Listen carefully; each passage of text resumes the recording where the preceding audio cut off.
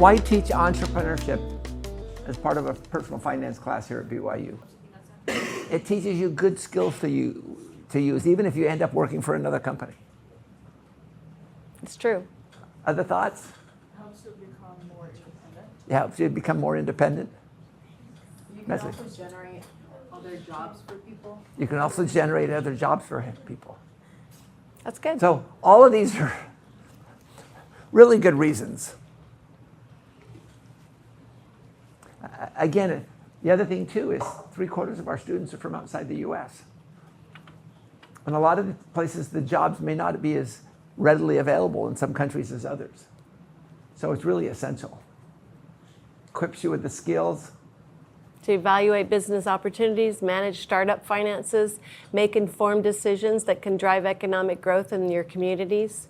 For students who may return to areas with fewer traditional employment opportunities, entrepreneurship can provide a path to financial independence and community development, and also to learn how to navigate the financial risks and learn how to secure funding, manage cash flow, and whether or not you can launch your own venture and contribute to the success of existing businesses. Yeah.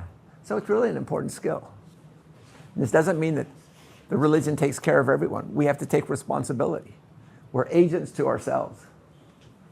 So how would you define prosperity? Pardon me?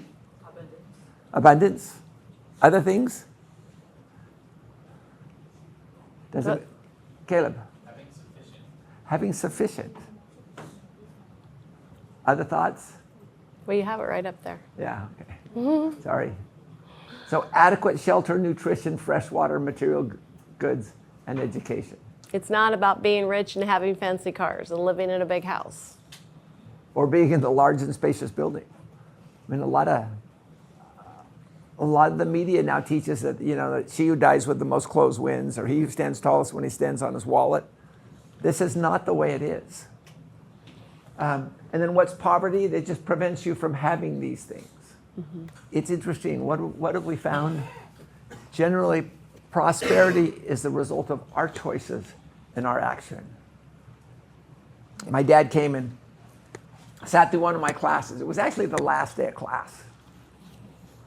And this was probably... Class at BYU? At BYU. Probably just a couple of months before he passed away. And so just at the fun thing, I just said, Dad, why don't you just take a few minutes and kind of share your thoughts? And he thought for a minute, and then he just stood there and he said, the key to life is to obey the commandments. He said, if you obey the commandments, you'll have the Spirit. And if you'll have the Spirit, you'll be successful. And I sat back and thought, wow. That was an amazing bit of advice for those leaving. So just as we talk about personal finance, we talk about following principles helps. It's the same way with businesses. The previous head of the entrepreneurship department is Jacob Walker, is an extremely good businessman. He's got multiple business lines. He's just very good at what he does. And he was commenting, someone commented about how good a businessman is. He just says, you know what? It's very simple. He says, I just follow correct principles. And really, if that's the reason for his success, it can be the reason for our success as well. So how would you define self-reliance? BYU has as a motto, enter to learn, go forth to serve. Why do we educate? Why does the church spend all of these money educating people? Because when people can have a good income, they're in a much better position to help and serve their families, the others, and build the kingdom. So it's important that all of these things, that we can do all of these things though. We can provide food, that we have money, we have the support, we have the teaching, we've learned things, we're spiritually strong. I mean, you have to be self-reliant in all the areas to take care of yourself, and then you can help take care of others. And interesting, when you guys go back, you were going to be the personal finance specialists in your wards and stakes. You were the ones that have the knowledge and will be able to help lots of people. Have you ever thought about this? What's the biggest obstacle worldwide for most entrepreneurs? Fear. Fear? Yeah, that's the one. Actually, that's it. That's it. It's not good ideas. It's not lack of finding. It's actually the fear. It's not external challenges. Like capital, market access, regulatory, believing in oneself, maintaining resilience in the face of failure, and pushing forward with confidence and determination are ultimately separate those from who succeed from those who give up.